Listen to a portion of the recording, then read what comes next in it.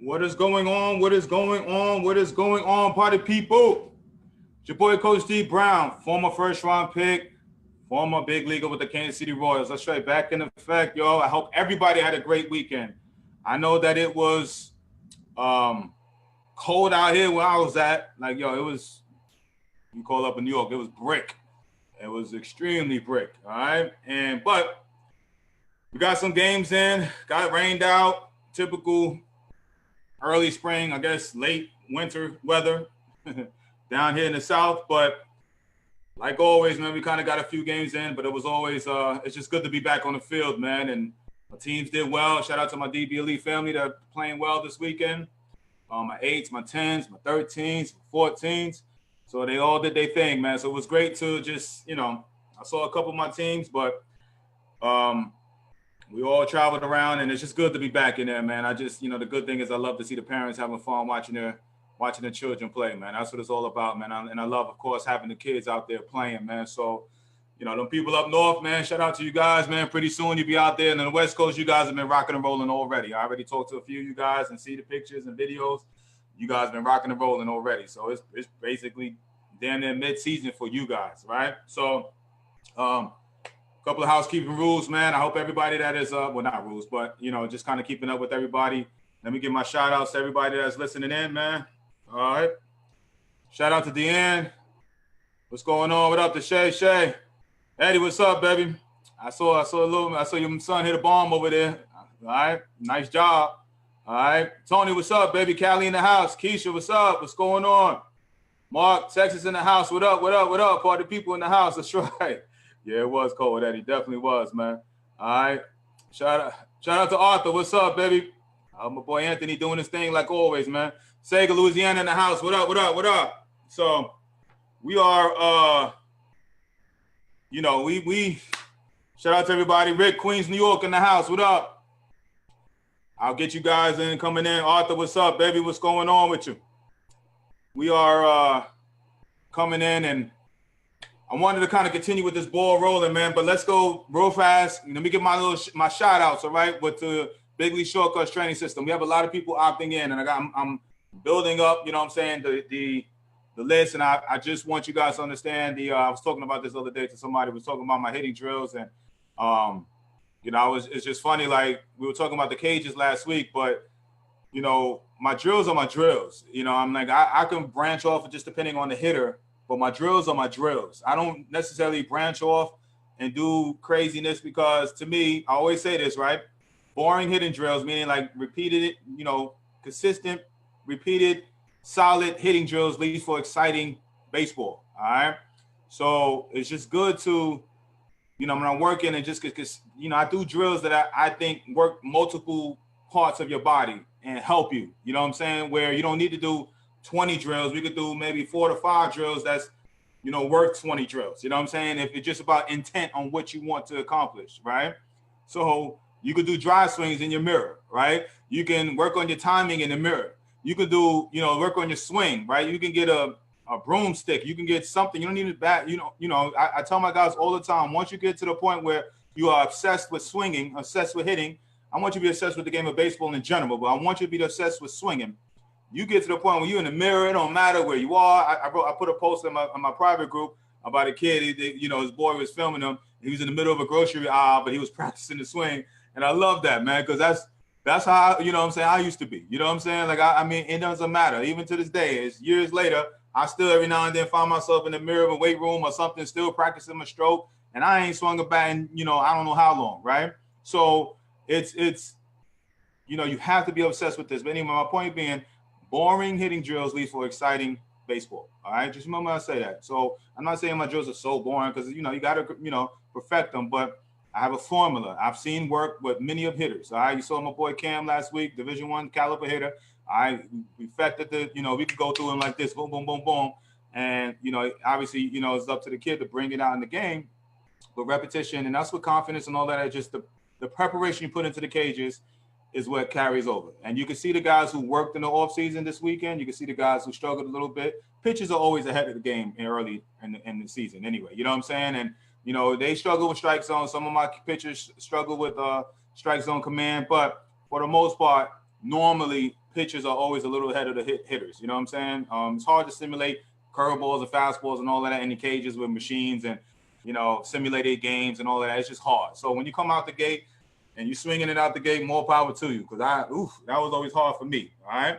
So what up, Bubba? What's going on? That's right. Big League Shortcut is a must-have. That's right. Arthur, OKC in the house. I know it's freezing out there. Zach, what's up, baby? All right. Mark must have persuaded you to come on here. Good to see you, man. You know, my boy Mark Woods over there in Indiana gets trained by one of my ex-teammates. It's a small world out here. You know, his son gets trained by one of my ex-teammates. Shout out to my boy Zach out there in Indiana, man, doing his thing. All right. So I wanted to get with this content. Big League Shortcuts training. Go get it. Okay. I wanted to continue with this the content I was building up from Friday. We were talking about the travel ball industry, and I gave 3 or 4 tips on Friday on, you know, the benefits of playing, basically playing higher competition, family atmosphere, basically getting recruited and depending on organizations and stuff, and, you know, like those type of things, and, you know, being taught, you know what I'm saying, by a coach how to be, you know, just helping out with the family and teaching young men to become young men. All right. So that's some of the benefits of, you know, playing for travel ball teams. Okay. So now, what's up, Andrew? What's going on, big dog?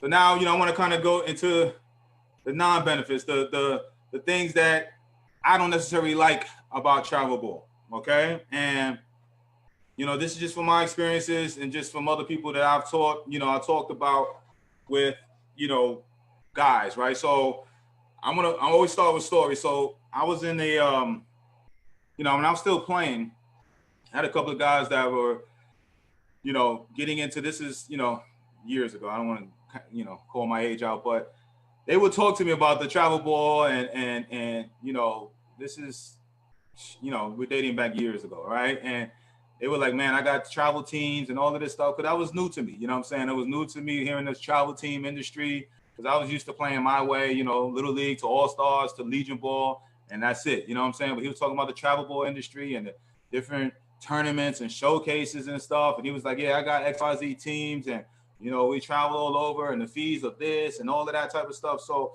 it was just one of those, it was, you know, he was just teaching me about that, and he was doing well with it. This is many, many years ago, right? That's the first time I started hearing about these travel teams. I lived in Atlanta at the time, and I would hear certain areas, East Cobb, and I would hear about these things, but I never ventured out that way to go see what was going on. But, you know, I used to hear these rumblings back in these days, right? So, but one of the things I remember, he's just stuck out to me, right? He was just be like, man, you know, I love it, and, you know, it's great, but, man, just parents ruin it, man. You know what I'm saying? Like, parents ruin the travel ball experience, right? And I was like, really? He's like, yeah.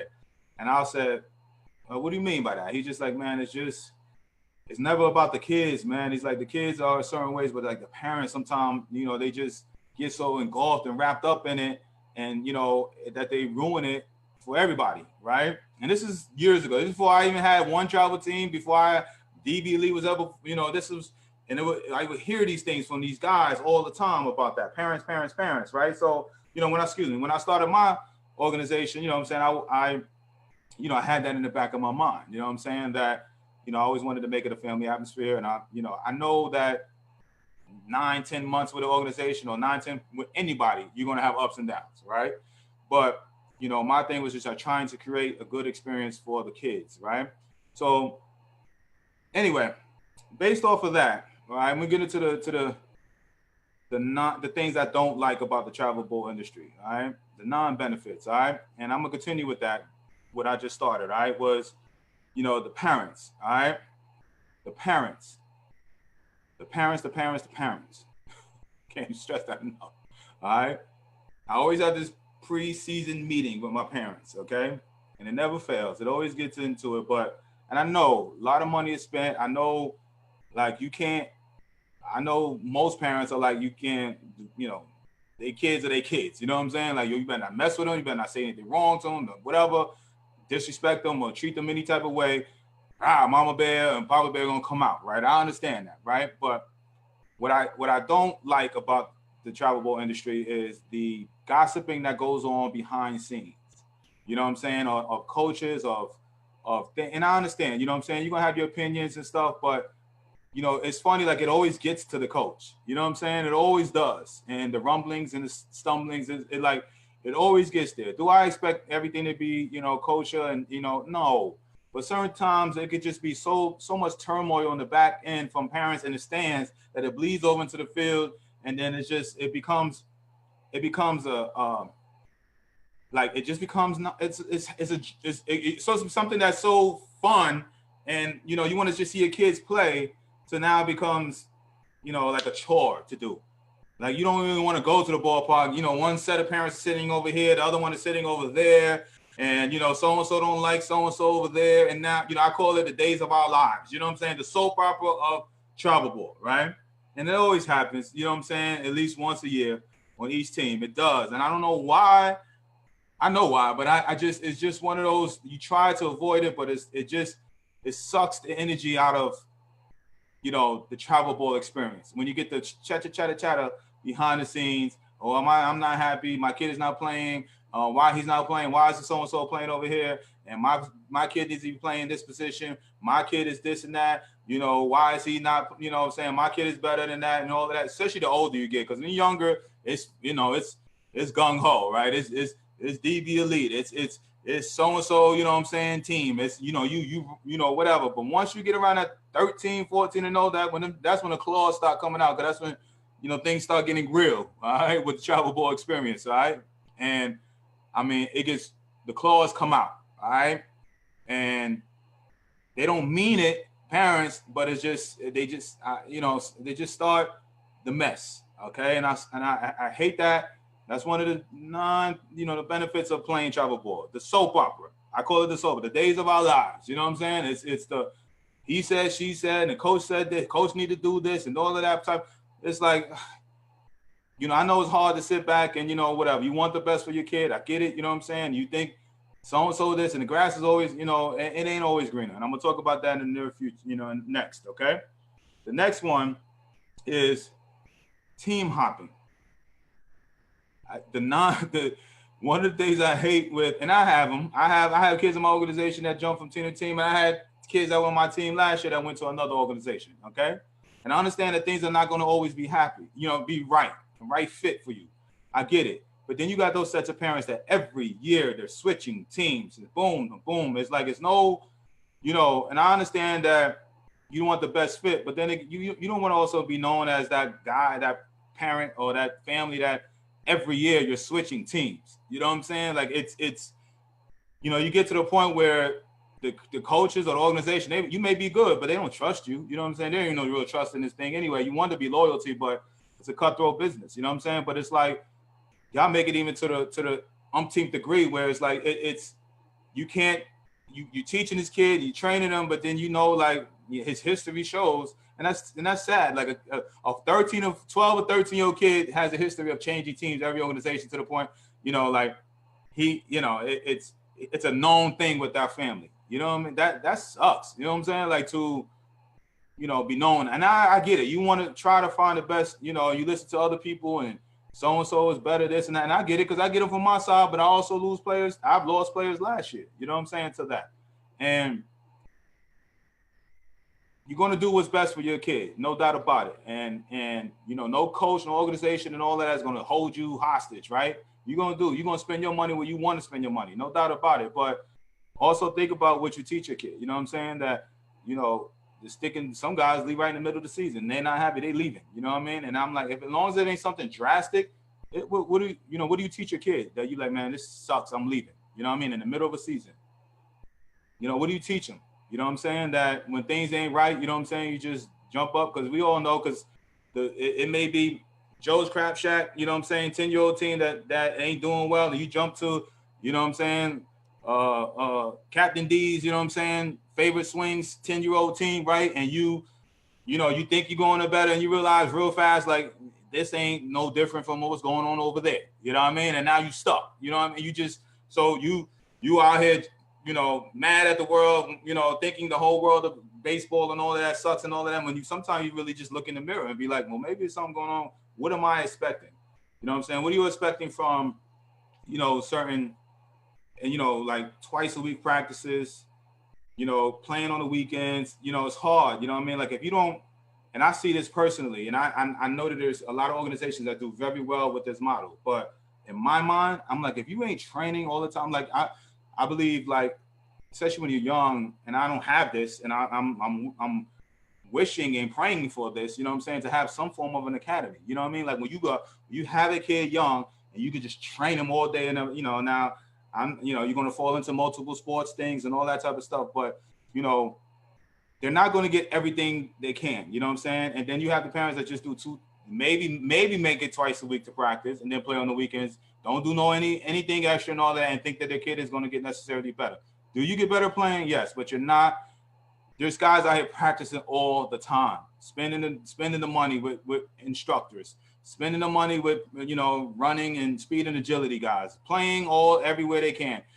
You know what I'm saying? Like, you're going to be behind. You're going to be behind. All right. And, you know, the next organization, they gonna promise you all this practice. It ain't going to work neither, unless you are going to the IMGs and those type of, where you are strictly going to academies all day and every day.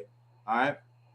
Your kid is going to, if he's just extremely good, he's going to be okay. I ain't go to no academies. I ain't, you know, on all of that, but I saw very fast when I did sign, and I tell this all the time, you saw the kids who played all the time.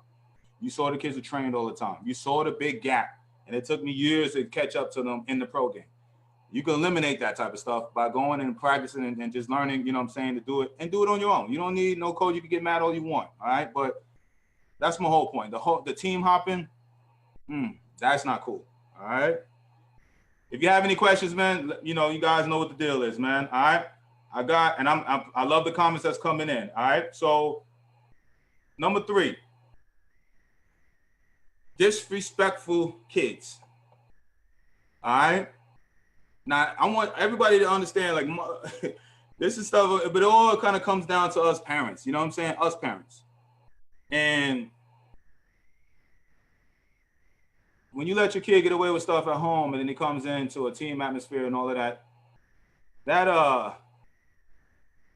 and you may be you know, and I understand, you know, listen, I've had friends, and, you know, rebellious friends who had great families, and kids are just kids sometimes, you know what I mean? Sometimes you want to wring their neck. I get it, you know what I mean? But when you have disrespectful kids, man, that just drains the whole team atmosphere, because it's like, it's you're not their dad, right? You're a coach, you know what I mean? You might be the dad, you know what I'm saying? The dad is a little different, but that's even worse when you are the dad with a disrespectful kid on the team, because then it's like, it just shows on a multiple levels, right? But the main thing, again, when I'm teaching, I'm raising an athlete too. All right? I say this all the time, so I'm relating to you guys this thing. All right. One thing, working hard and respect for coaches. That's the main. You know what I'm saying? Like, the wins and losses are always. You guys have seen, who follow me on a regular basis. They know I have my daughter on here all the time. And the main thing I tell her is, you know, obviously to work extremely hard, but on behind the scenes is always respect your coaches. You know what I'm saying? That's just bottom line. And we fight, you know what I'm saying? Because she respects the coaches, but she always challenging, thinking, you know, she just challenges sometimes, right? But it's never not in a disrespectful way, okay? But when you got disrespectful kids out there, and then especially when you see that they're talented, you already know, like, that disrespectful kid, that's a young teenager or young kid, and if you don't get it together, that lack of discipline, lack of, listening to authority, you and I all know it transfers over into real world situations where, you know, they're the ones that you gotta, you know, they're rockheads and end up in trouble. You know what I'm saying? From a lack of discipline, lack of being disrespectful. Okay, that's one of the things that, you know, at least once or twice a year, you kind of go into that kid where you like, you know, I mean, like, he's crossing that line. All right. Every year I've been coaching, I run into those kids. You know what I'm saying? But it's just like, yo, dude, you know what I'm saying? Like, I taught someone some real, like, you know, listen, you got one more time to talk to me crazy or talk to any of my coaches crazy. You know what I'm saying? Like, you off, you know, all you can do is kick the kid off the team or whatever. You know what I mean? And it's just, and the parents are cool. They be good people, but then sometimes you be wondering, like, what's up? You know, what's going on at home that he feels like he can act and talk this way? Disrespectful kids, can't take it. All right. One of the number 4, all right? The parents who, I laugh at this because sometimes it's comical, but it's those parents, and, you know, mainly dads or so, whatever, that's outside of the fence, and don't know the real game. They are yelling and screaming and doing all, hey, get the head out, or do this, you know, they're yelling all these stuff. And sometimes it's like, you know, I had to say it a couple of times, you know, basically like, shut up. You know what I'm saying? Like, yo, you know, with the kid, you either putting too much pressure on them or you telling them the wrong stuff. You know what I'm saying? It's like, you know, hey, you need to be stealing, or you need to, you know, just the randomness stuff. And you be like, listen, you know, we got this on here. You know what I mean? Like, yo, this is what you have paid the fees for and all that for the coaches here. Why are you coaching from the outside? You know what I mean? Well, defense. And then not only coaching, but telling them the wrong stuff. You know how many times I hear guys, you know, and I'm a hit guy, right? And they think they watch some YouTube video or some whatever, and they think they know hitting, where they're going out there and teaching their kid the wrong stuff. Hey, get the head out. Get the head out. And he may have a swung, he might have a perfect swing, foul the ball straight back, but I guess in the dad's mind or whatever, he thinks he's late or whatever. Get the head out. So the kid starts cheating again, coming around the ball and just, you know, teaching them the wrong stuff. And it irritates them. Oh, man. I just be like, I've had many meetings with, I'm like, listen, y'all chill on the side. Like, I don't need to hear all y'all. Y'all need to tell me what to do or whatever, or tell any of my other coaches what to do. And I know across the country, you guys know what I'm talking about, okay? The parents that sit there and coach from the sidelines, okay? And I get it. You know what I mean? I'll sit there and watch a Sunday football game and be like, why you missed that? Why you missed that? Oh, man, you missed that pass. Why you missed that ball? It's right in his hand. He should be doing this. He should be doing that. Knowing that my butt was out there right now, whatever, I'll be up there missing, again, smacked up and broken in half. And that's why I say, like, sometimes parents don't, you know, the further we get away from the game, the easier the game we think is the game gets easier to us, right? The further we get away from the game, the easier the game seems to us, right? We forget how hard this game really is. All right, hitting and fielding and all this type of stuff. So when not only are you telling them the wrong situations and stuff and all of that, but you're telling them, you know, mechanically, like it's so easy. You know what I mean? Like it's so easy to hit. Oh, it's so easy, you know. And I mean, I'm there. I get on my guys too, but I also, you know, I try to keep perspective sometimes. Like, man, I used to do that same thing. Man, I struggle with fly balls. I would overthrow a batter too. You know what I'm saying? Or I would swing at some mess that I have no business swinging. You know what I'm saying? And you know, I had to put myself in there, right? But as long as the effort is there, you know, I hate errors, but as long as they are hustling, I'm fine. I hate like the lazy, you know, errors or the lazy ABs where you ain't trying to do no damage. You ain't even thinking up there. You just swinging that stuff 3-4 pitches and you out. Like that's a non-competitive AB to me. You know what I mean? And I'll say something, but I don't need my dad and all that and people in the stands talking mess. Not at all. All right. If I'm hitting home with some of you guys, whatever, but I know everybody going to sit there and brush it off to everybody else. Like, yeah, I know those guys like that. I know those guys like that, man. I can't, whatever. All right. You don't be that. And the last thing, and I'll go through everybody's things, man. I know we had a bunch of people come on here, and I'm going to shout out to everybody that's come on here. All right. The last thing is, you know, coaches who don't I talk about the parents, right? But there's some coaches that are on the field. And I don't come over here to my own horn because again, I always say this, you know, when I'm about to talk about major league stuff, right? Because I'll be honest with you, when I first started getting into coaching with the youth teams, I didn't realize there's a lot of stuff that I didn't know. I had to go back and ask and read and look at video stuff myself. Like when you're an outfielder in the big leagues and you know you playing like or you're a hitter, it's certain things that you know and do that you don't cross over. Like that's what the catchers are most of the time. Major league, you know, managers are catchers, you know what I'm saying? Because they see everything. They got to position the guys and all of that, so they see everything going, right? It's very rare to see outfield. You got Dave Roberts and a couple other guys over there, ex-major league outfielders that are managers, right? But you know, it was like even with me on the youth level, I was telling somebody this other day, I was like, you know what? Like the first time I'm out here coaching and we're talking about certain situation, I was like, man, I don't know this. I'm like, where does that guy go? And I'm stuck in the middle of a practice, like, oh my God, you know what I mean? And I'm like, and I had to go back in that night and call my guy and call my pitchers and, you know, because you got to learn all the different positions. So here I am, playing multiple years and don't know everything. I still learn about the game. Saying that, there's certain things that I know coaching one-on-one that I shouldn't, you know, I wouldn't do. And this is mainly about disrespecting other teams, okay? Situations is one thing, but I think certain certain dads and certain things, you know, especially dads and stuff that are coaching, or I don't say dads, or just coaching in general, especially never played past high school, all right, mainly, they do things the non-ethical way within baseball, where if those kids really understand the game and play at a higher level and they do the things that they're taught at that young level, they will get hurt.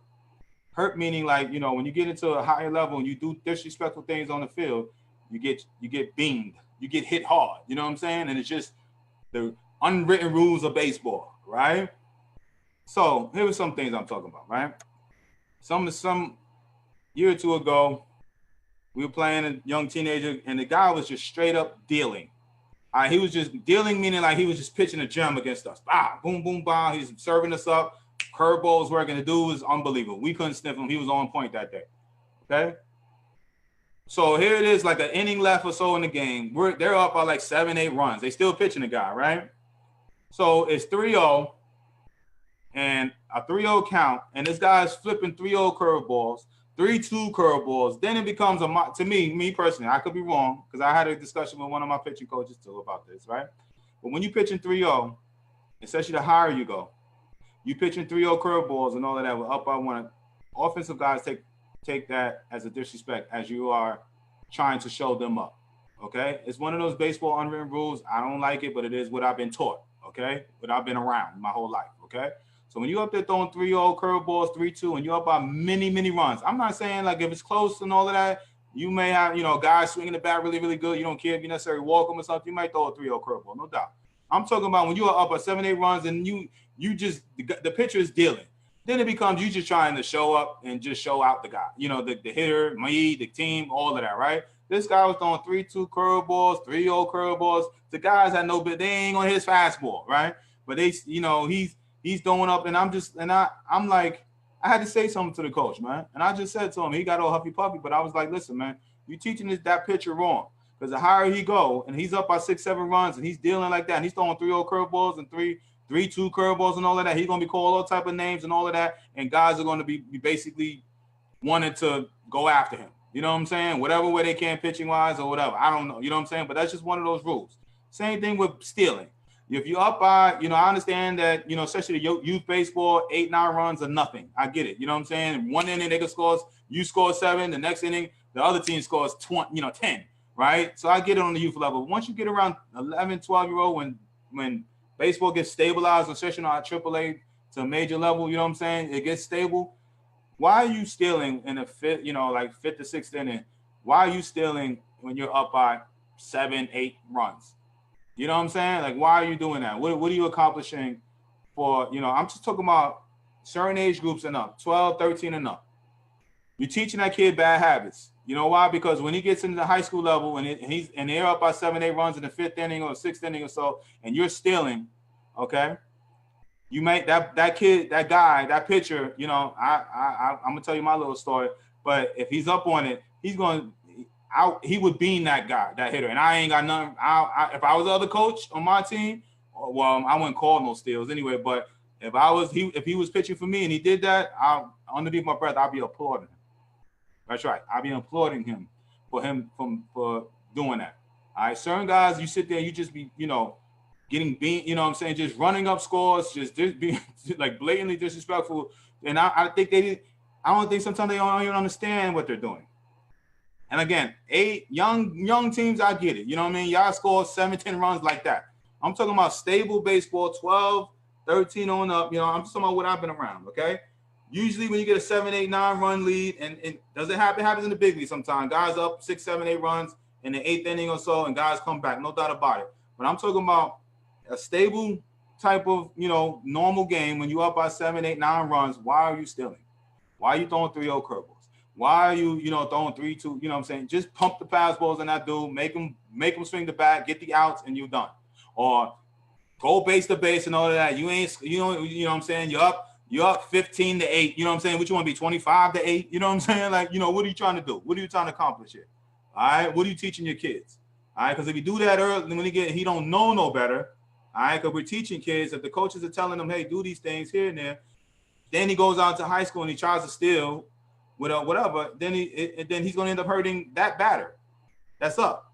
Because he's going to be like, man, why are you stealing in this situation? You know what I'm saying? So I'm just, you know, I'm to the point where I'm just trying to understand, you know,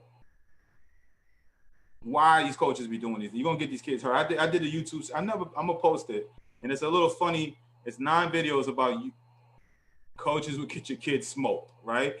And I thought I brought up 9 tips of like things that will get your kid hit. Are they going to be 12-year-olds that understand the game, or the coaches that understand it be like, hey, hit this kid? No. All right. But there are times that I have I have reluctantly wanted to hit kids, right? But I stopped. I don't know that sounds so bad. Oh God, you're gonna think Coach D Brown, man, what's up with you, man? Hey, they need to be learning the lesson. So this one kid hit a complete bomb. Boom. They were up by 5, 6, 7 runs, and he hit a bomb. I ain't gonna lie, he hit that thing. But he flipped the bat, and I'm sitting on the bucket on my side, and I gotta move out the way and all of this because the bat flew all over my way, right? The kid, you know, want to do what he see on TV, and I get it. I'm all about bat flipping and all that, but there's a certain way to do it and all of that, right?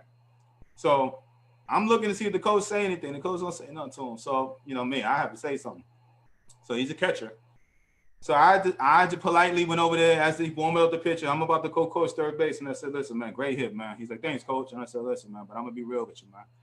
I said, it took everything in my power from my pitch for me to go out there and I was going to tell my pitcher to hit you right here. And I pointed at his ribs. I said, I was going to try to tell, I wanted to tell my pitcher to hit you right there. You know why? He's like, no. He looked at me like, looked up crazy when I said that. And I was like, but I told him, nah. I said, you know why? He said, well, I said, I'm all cool with you hitting the home run. I'm all cool with even watching it a little bit. You know what I'm saying? But don't flip the bat and throw it all onto the dugout and the coaches and all that type of stuff. That, you know, if you do that, just be ready that you might get hit next time, okay? He said, I understand, coach. I'm sorry, coach. I said, I just want to let you know. You know what I mean? Like, I'm all about, you know, hey, hitting the home run is the most beautiful thing in this game. But, you know, learning that. But I felt like I shouldn't have said that to him. I should have, his coach should have said that to him. I know the coach is looking at me crazy, like, he probably think I'll compliment him, but I was telling him, like, listen, I want to beat him in the ribs. You know what I'm saying? That's how I get down. That's how I've been taught. You know what I'm saying? So, and I know he's just a 13, 14-year-old kid at the time, and I know he probably looking at me crazy, but he said, I understand, coach, I'm sorry. I said, cool. You know what I mean? But I just think he needed to know at that time. I'm all cool with the flip. I'm all cool, you know, watching it, doing whatever, but you flipping and throwing it on the other dugout, it's a little too much. You know what I mean? But the coach need to say something to him. But I felt like I needed to. Anyway, listen. I may didn't be right. I'm just going on what I see. I just said 5 things that I didn't like about the travel ball industry. I can go on about 20. Let me go say what's up to everybody, man. We got a large group on today, man. I love you guys for listening in. Man, what a group coming on. Appreciate you guys. Let me say my shout outs to everybody on here, man. So we said, Jay Soma, what up, baby? Sinette, what up, baby? Ben, what's going on, baby? Dylan Flores, what up, baby? Shonda, what up? Eusebio, South Florida in the house, what up? Nelson Castro, what up? I hope it ain't my Nelly.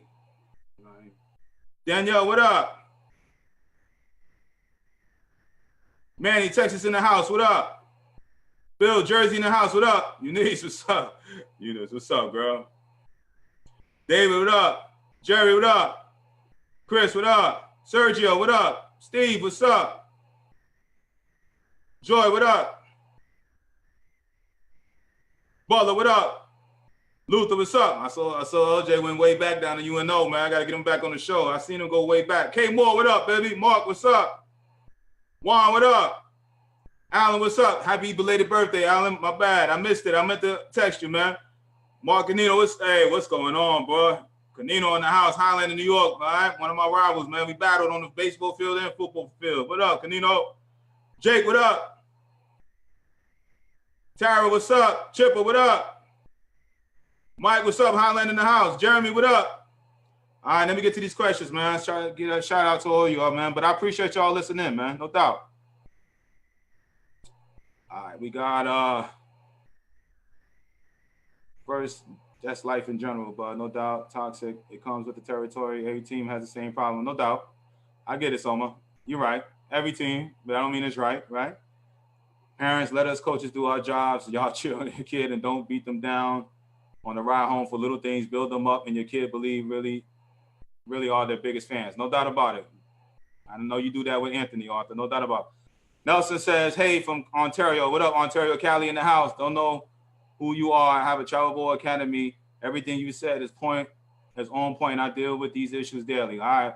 Well, Nelson, I appreciate you listening. And I don't, you know, who am I? You know what I'm saying? I'm D Brown. I'm from a first round pick and big league with the Kansas City Royals, man. And I run an organization down here in Florida, man. I mean, Florida. Down here in Mississippi, Memphis, North Mississippi area. Lord have mercy. Florida's on my mind. All right. Danielle, so true. It's terrible. Sometimes it's critical for the coach to set the boundaries and not be influenced by parents. It is. You're right. That's a hard thing to do too. All right.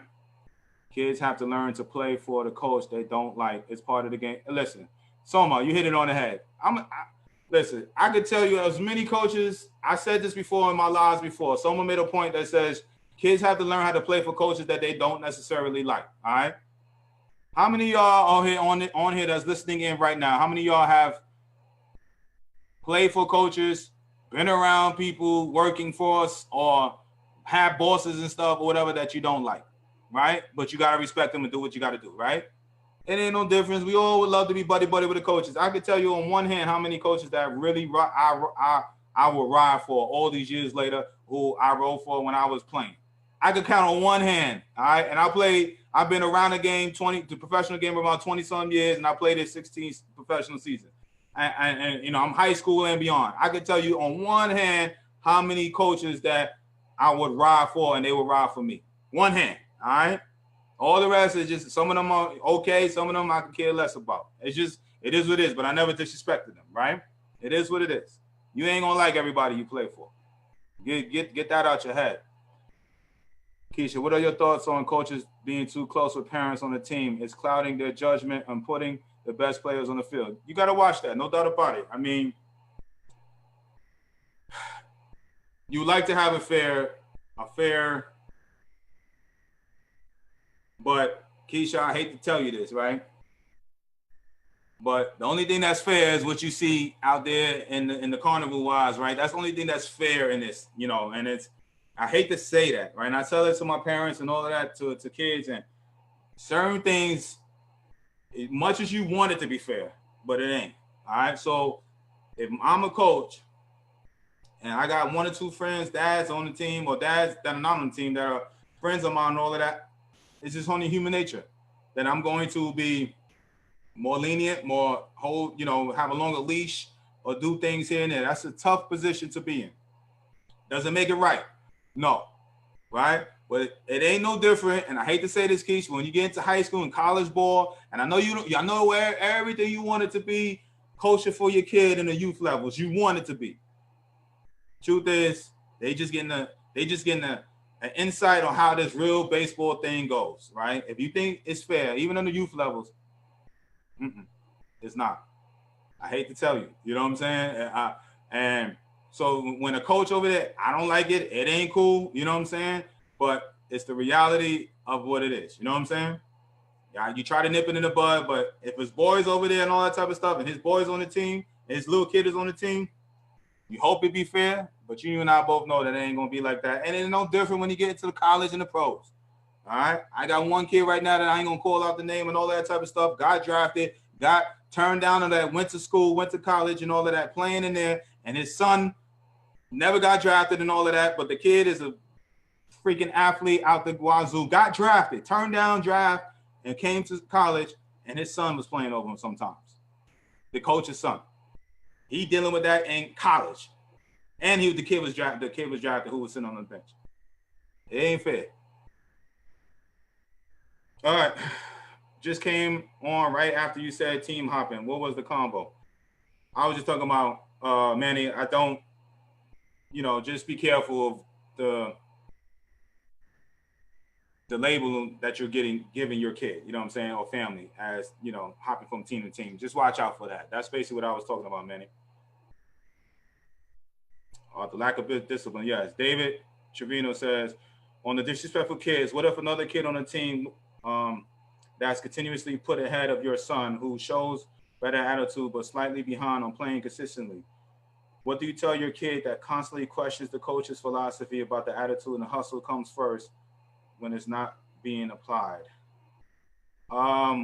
What do you tell your kid that constantly questions the coach's philosophy about the attitude and hustle and comes first when it's not being applied? All right, I'm gonna take a shot at it. I guess I understand what you're trying to say. Like, basically the kid that is less talented, but it shows the hustle and all that type of stuff. With the kid that is more talented, questions everything. I guess that's what you're talking about, right, David? That's what I'm talking about. Yeah. Then it becomes, and I tell you everything is unfair, right? But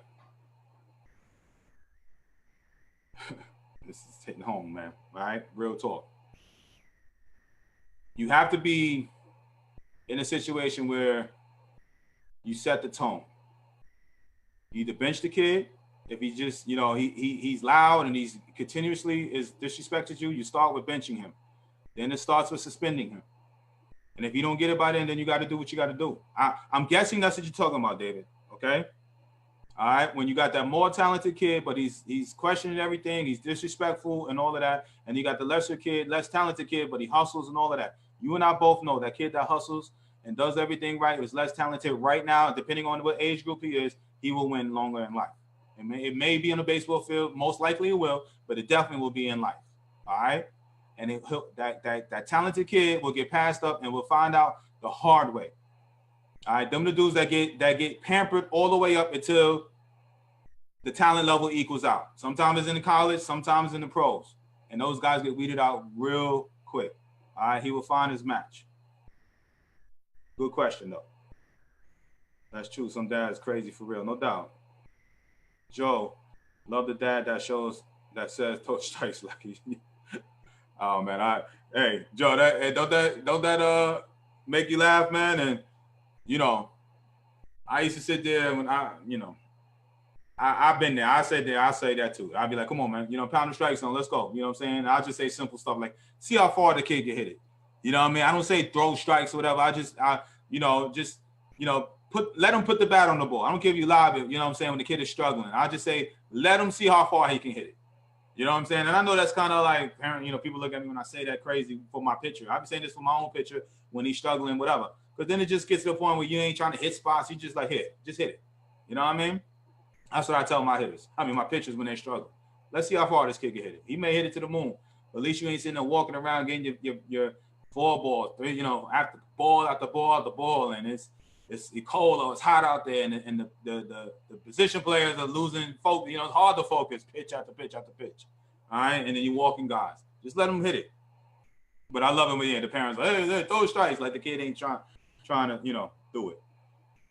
The parents who talk usually don't know what they're talking about, but they're in their head, the experts. Yeah, no doubt. Sometimes it's comical, some of the things I hear from the side. Hey, D, love listening to you. Been coaching travel softball for the last 8 years. You're hitting so much on point. I appreciate it, Mark, man. Good to see you, my dude. All right. Sergio, Coach D, my boy Donnie flipped the bat, but he looked the ball a little longer getting out of the park. Like I said, I'm all about doing your thing, hitting, all right? Listen, I ain't gonna say I bat flip, but I used to watch balls, okay? And do my thing, all right? Bat flipping wasn't necessarily my thing, all right? But I did my own little spice to it. But I also know that when it came to, when I got up and stuff, some certain pitchers would get get mad at it. And then it'd be a problem if they hit me. If I felt like I ain't try to show them or whatever, because I hit a ball, I'm gonna look at it. But I ain't gonna look and do all this flipping, all this stuff, and doing, even in that Jose Bautista stuff, I ain't getting mad at Jose Bautista. At that particular time, with 60,000 people, and you hit a game winner like that, and your emotion, what you think I was saying? Like, boy, you go ahead, hit that. Look at that. That's how I was like. I know all the pictures, like, oh, he's showing them. Nah.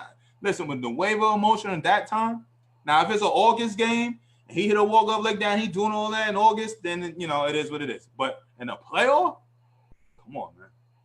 Hey, I don't know what I would have did. I might have did backflips. You know what I'm saying? Ronnie, what up, baby? Appreciate it. Always will. That's right, baby.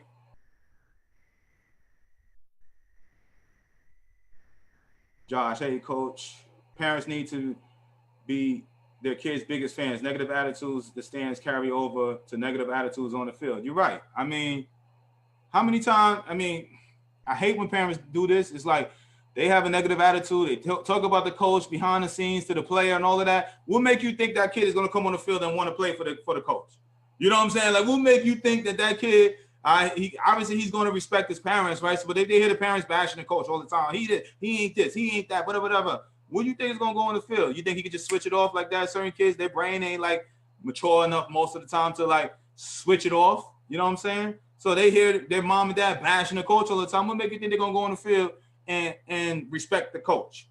You know what I'm saying? Like, I don't know, man. That ain't cool. Hey, good question. Good comment, I should say, Josh Harden. I appreciate it, man.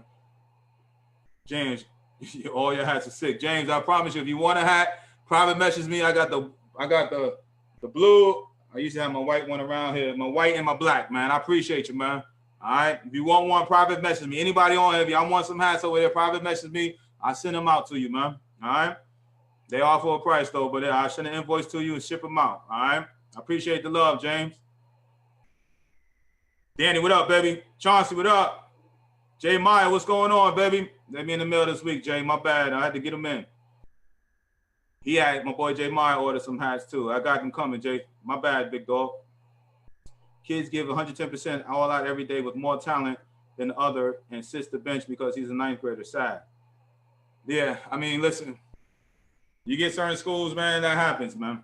And you get big schools and they got a bunch of kids and the rite of passage type of way. And that freshman or younger classman may be better than the upperclassman, but because the upperclassman paid his dues, he gets no love. It happens. You know what I'm saying? So, again, it gets treated as an unfair thing, but all that the kid, two things can happen, Jake, right? He can go over there and ball out every day and wait for his opportunity. When he get it, while he picked that older classman, the eldest classman, or he could get mad and sit there and soak and just be like, and then when his chance get called because he's mad or he ain't ready. So it happens. He's a freshman, you know what I'm saying? Still got 3 years of showing what he could do, and it may happen this year. You know what I mean? It ain't right, but it is what it is. Tara says, how do you handle the dads that yell or the coaches that yell at a boy that makes a mistake or is having a bad game? I feel like game time isn't time to make a child feel any worse than they already do. I mean, I hear you, Tara, because I yell at my kid. I do. You know what I'm saying? When they make a mistake and all that type of stuff, but the beauty of the coach, and I was talking about this yesterday to one of my dads. I got one of my teams over there is a kid that's special, okay? And I give away my coaching secrets, but all my coaches know this. When you bark at the best player, right, it sets the tone for the rest of the team. If I'm able to bark at the player and that player, the best player on the team is able to take it and take what I'm saying or take what the other coach is saying, and I'm not saying disrespectfully, but get in his butt, all right? And that the best player is able to take it and work hard and not soak him, man, whatever. What makes you think that 12th man on the player, when I yell at him, what makes you think that, you know what I'm saying, he ain't going to follow suit what the older kid is, right? But if I let the best player on the team, you know what I'm saying, get away with everything and all of that, and then I yell at the kid that's less talented and all that type of stuff, what am I saying to that, right? But when I have my best player and he understands how I roll, and I tell the parents, listen, I'm going to be extra hard on him, because if I'm extra hard on the best player, okay, and he ain't sensitive, he understands where I'm coming from, it means that I could talk to every other kid, all right? Yell, scream, not disrespectful, all right? I would never sit there and be like, I know how hard this game is, okay? But if it's a routine play, he messes up, come on, you got to make that play, okay? If he botches that play, he swings that something over his head, like, you could do better than that. Let's go, you know? Or if he's struggling on the mound, whatever, just see how far, you know what I'm saying? Let's go, okay? So it's a way that I scream, and I have a forceful voice. I know I'm in New York, I'm loud, you know what I'm saying? So sometimes it don't, carry over too much. But I'm just saying, so I'm just piggybacking on what you're saying, Tara. There is a way, you don't want to be yelling and being disrespectful, but you got to know your players. That's what I mean. And it takes time, but you got to know who you can yell at, who you can't. It may be that guy that you may have to call him over and wait, you mad and you want to say something, but you may have to call him over and be like, why'd you do that? What were you thinking there? Step it up. Let's go. Okay. But if you say that same thing, like, what are you thinking? Why? Step it up. In the middle of everybody, the kid will lose you. He lose your respect and he be, whatever. You got to know your kids. You got to know those kids. Okay. I tell you that best player, I can scream out like, "Yo, you lazy? Let's go." Right? I can say, "You lazy? Let's go." All right. And I know he ain't gonna mope and sit, you know, whatever. Right? He gonna just take it and do what he got to do. And he the best player. So what make you think if I say that to him, the next guy, I'm like, "Hey, you lazy? We don't, whatever." He shouldn't shrivel it up. But I'm like, because there's no favoritism going on. I'm saying this to the best player. I can say it to you too. Okay. But again, it's all about knowing the players. All right. Yeah, you don't never want to demean a kid. I mean, this game is hard, man. This game is hard. Now I ride my players hard, but after the game, it's as long as the effort is there. I'm like, yo, it is what it is. I chalk it up, and you know, you may play sloppy here and there, but I chalk it up to the game. You know, it may hurt, but you know, as long as the effort was there. Because if the effort was there and we lose, I'm okay. You know, I don't want to lose, but I'm okay with it. But if the effort is not there, and even if we win, I said we played sloppy and we got away with things. Okay? The effort is everything, man. And that's something that's personal to me, man, because it hurt me. I was always labeled this and that, labeled as, you know, different. And I always felt like I gave top effort. But, you know, when labels get put on you, so, you know, again, from my personal experience that I give to my players, it's like, yo, hustle everywhere. You know, all the little stuff. You know, if you guys purchase my Big League Shortcuts Hitting Program, I have an ebook and I talk about how to separate yourself from the competition. And this is the stuff I tell my kids all this time. Is every time you're playing, just look like it's the best thing. It's, oh my God, like this is the eighth wonder of the world. I'm on the baseball field. It's 30 degrees out here in Michigan, and it's snowing in the background. Oh my God, but I'd rather be nowhere else. I'm a hustle. I strike out, but man, that pitcher got me. And I know it hurts. But when you start showing that type of attitude, that's the type of stuff that separates. Like coaches see that. Recruiters, as you get older, recruiters and scouts see that stuff. All right. Yeah, that Grateful, yeah, Lord have mercy. That, hey, what's up, man? That Grateful League ain't no joke, man. No joke, man. But listen, good to see you, Ed. Glad to see you on. Listen, that's my time, man. Part 3, I'm gonna wrap it up tomorrow, man, with a 3-part series of Travel Ball, man. I appreciate the comments. I appreciate everybody listening in, man. All right, it's been real. It's one of the highest views so far, at least what I can see from my end. And I appreciate everyone listening in. Give me your thoughts. You know what I'm saying? Every time you guys are new guys that coming on the show, you are obligated to tell me where you're calling in from. All right. You see me all the time. Shout out my, you know, where everybody coming in from, right? I should have said it earlier in the thing, but I mean, people were off. But in the future, and you know, when I repost this, right? And you see this on the replay, you know, put the comments in, and also always tell me where you're calling in from. You know, I mean, listening in from. I say calling, but listening in from. All right. You know, this thing is expanding, it's growing, and I love it. But I also want to know where you're calling in from. All right. And I want to give you a shout out. So tomorrow we're going to end this, man. And, you know, I love talking about this, as you can see. This is something that, you know, I know a lot of people talk about this and write about this and all of that. But these are my little takes. I can go on 10, 20 topics with this. But no, this is, you know, 4 or 5 different things that I see. If I hurt anybody's feelings, you know, it is what it is. I can't even say I'm sorry. Right? It's so important to me too, because sometimes I'll be hard on my daughter. Sometimes I'll be saying certain things that I have to sit back and be like, I was wrong. I shouldn't have said that and got like that to her. Be after the match and all that. I should have waited along. You know, I do things wrong too. I ain't, you know, to trust me, I ain't perfect in anything, these things that I say. So, Clint, what's up, baby? Hustle, attitude, effort. The 3 things a child can control in the game. You are absolutely right. All right. You are absolutely right. And honestly, though, if you just do that consistently, you are separating yourself, because it doesn't happen all the time. All right? A lot of kids don't do that. So when you do that all the time, you are separating yourself. It don't matter what you hit and all that type of stuff. All right? I got a kid that was on my organization. He just signed up. He's going to go D3, to play baseball D3.